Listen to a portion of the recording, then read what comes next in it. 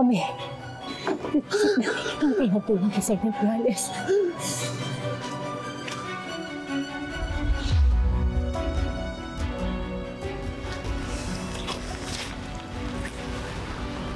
Sergeant Morales, ito ba yung hinahanap niyo? Bakit nasa inyo yan? Nahanap ni Ward sa mga gamit niya. Gusto siyang i-frame up ng kung sino. Oo. Bakit may galong kayo ng gas? Plano niyong sunugin yan? Yes, Sergeant Royales. Masyado pang bata si Ward para madiin sa pagkasagasa kay Francis dahil lang nahanap sa kanya yung gas mask. George.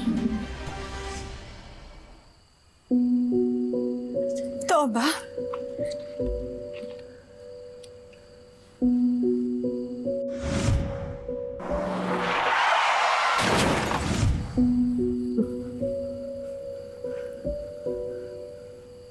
Pwede ikaw? Ikaw si mag-asa kay Francis.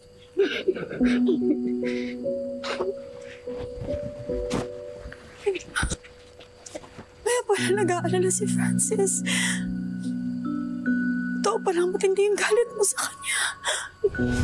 So masama ang loob mo kay Cairo dahil sinaway niya si Ward. Anong gusto mo? Pabugbog ka niya mula ulo hanggang paa?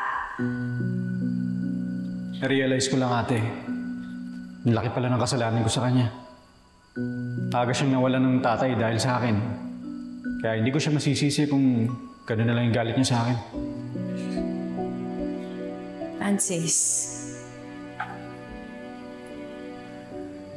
hindi naman natin kasalanan yung nangyari sa papa niya.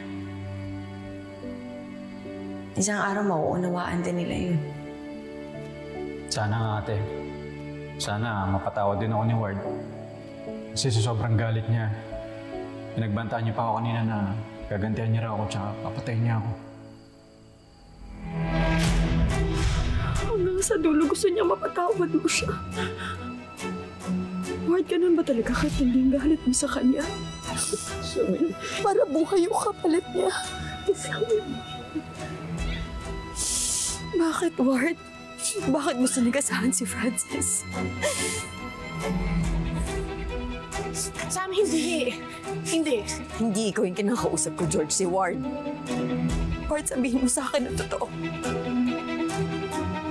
Ikaw pa pumatay sa kapatid ko.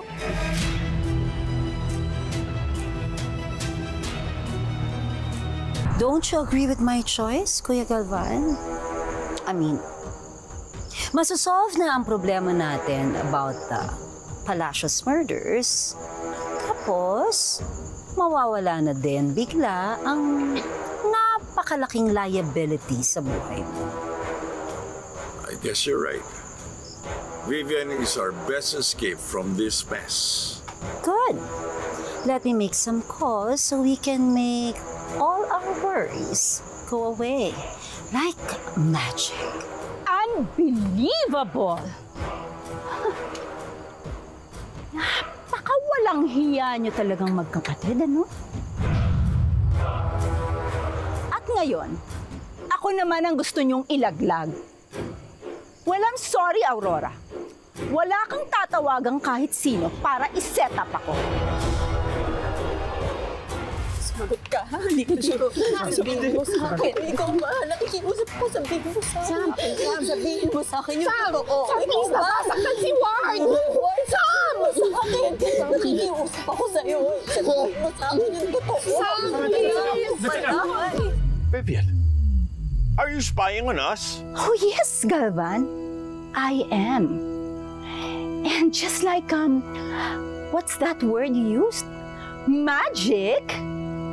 Na-record ko lahat ng sabwatan ninyong magkapatid. Kaya bago nyo pa ako pag-isipang ilaglag, I will make sure na kayo ang unang-unang lalagapak. Sam, please! Samantha, that's enough. Sam! Samantha, enough. Sam, please! Mom! Nasasaktan si Ward! Samantha, Sam, tama na! Hindi! Anong ginagawa mo kay Sam? Sam! Sinasaktan ni Sam si Ward. O, tignan mo, oh!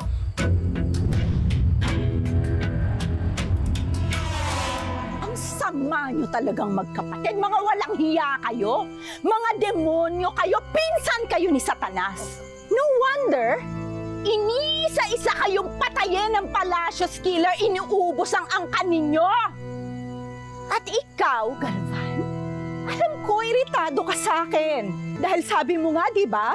Palengkera ako, maingay, pakialamera.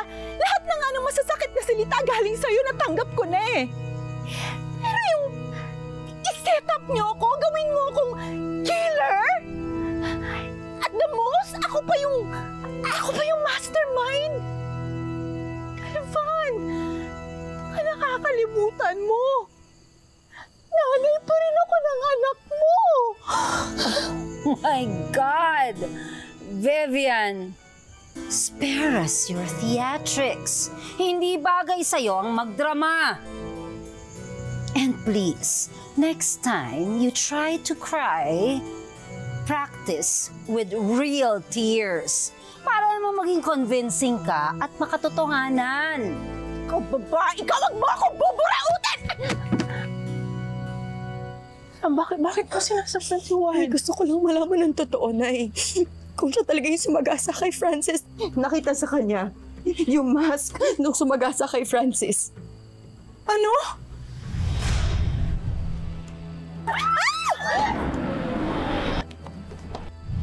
Ikaw? Ikaw ang nagbalak na sumagasa sa akin na kinamatay ng bunso mo? Walang hiya! Walang hiya! Walang hiya! Mercy! Walang hiya! Aray! Walang hiya talaga kayo! Masakit yun, ha? Anong gagawin mo? Tatawagan ko si Sergeant Royales. Ipadadala ko sa kanya yung aking na video na mga sabwatan ninyong magkapatid. Kaya go ahead, Aurora! Tawa pa more! Dahil last mo na yan. Tigilan mo yan! Over my dead body, Galvan. No. Let her, Kuya Galvan. Sa tingin mo, Vivian, that will stand as evidence? No. We can always say na AI generated yan, na ginaya lang ang boses namin ni Kuya Galvan. Ganun ba? Okay. Change of plans. Ganito na lang. I-upload ko itong audio-video recording ng sabwatan ninyo. Ipopost ko sa lahat ng social media platforms. At syempre, magva-viral yun. Kung yung mga fake news nga, pinaniniwalaan ng mga utu-utong netizens, eto pa. At pag nangyari yon, sigurado akong makakarating yon sa mga shareholders ng Palacios Mining. And when that happens, guess what? Babagsak ang stocks ng Palacios Mining. At yun ang kinatatakutan nyo, hindi ba?